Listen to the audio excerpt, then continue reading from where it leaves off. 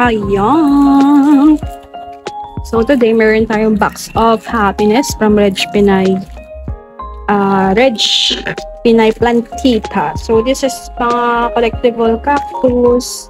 Ayan. So, ayan. This is Coripanta. So mga collectible items yung mga nakuha ko. So new seller siya. First time ko bumili sa kanya. Then we have the battery. Ayan. So may flower buds. O, diba? Ang ganda. Tapos ito, papini ma'am. So mga hybrid aloes. So kapag ganito kalilit, hindi sila pwede sa arawan. So thank you po sa papini madam. Parang iba-iba siya. And then we have ito. Super cutie. So this is Loporbia, tama ba ako? So ayan, medyo dehydrated na sila. Ito ay kapamilya ng Astrophytum. Maganda din yung flowers nito. Then meron tayong bonsai. So it's a kind of sunset. Pero bonsai siya na pabulaklak kasi yung bonsai natin dito is pabulak.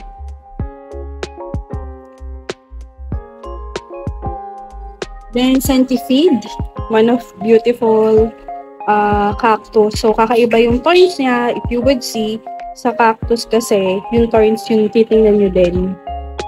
Diba? So, tingnan nyo si Coripanta. Parang pabulaklak. So, this one is centipede.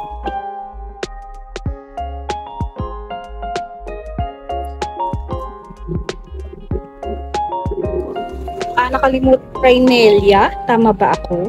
So, super liit lang. Super cute. Yan. And then, I forgot the ID. Gymno something. Post ko na lang po dyan.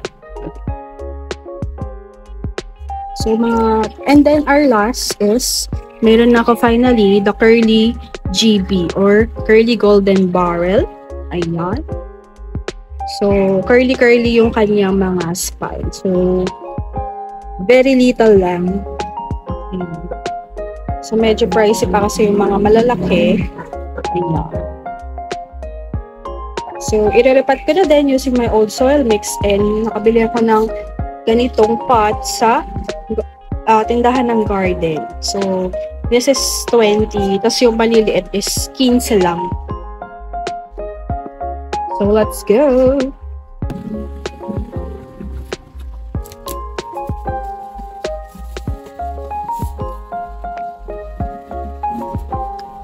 So, let's start. Nalagay na ako ng Sparkle G. Pang Pest Away.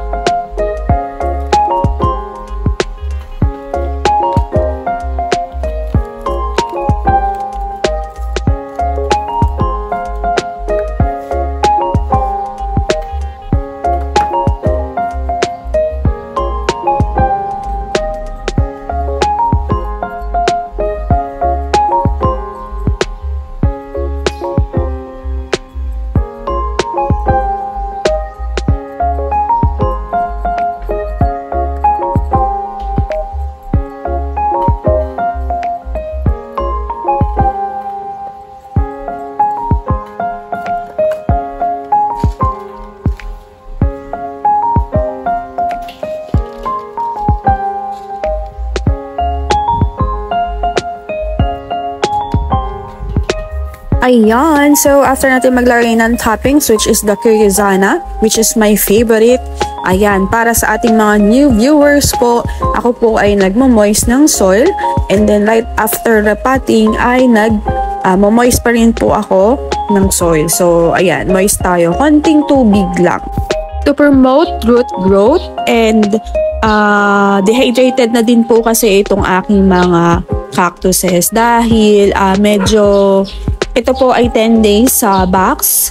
So, dito sa amin sa LBC, kahit na matagal mo hindi nakuha yung box, basta kilala naman nila ako. Dahil lagi naman tayong kumukuha ng box of happiness, is okay lang sa kanila. Pero sa ibang branch, kapag talaga mahigpit 3 days lang, ibabalik na talaga doon sa seller. So, yun nga pala, 10 days siya sa box, buti na lang okay sila. So, okay naman, wala namang nasigpay dito sa ating mga cactus. So, thank you so much seller sa maganda mong mga tindang cactus. Again, from Reg Cactus Pinay Plantita. Ayan. So, thank you for watching at everything nice and Mitch. I hope nag-enjoy kayo sa ating repotting. And if you do, please don't forget to hit the like and subscribe button. And of course, share na din sa inyong mga friends and family. So, thank you for watching and see you again on my next beautiful vlog. This is your Nurse Plantita saying God bless po at laging mag-ingat.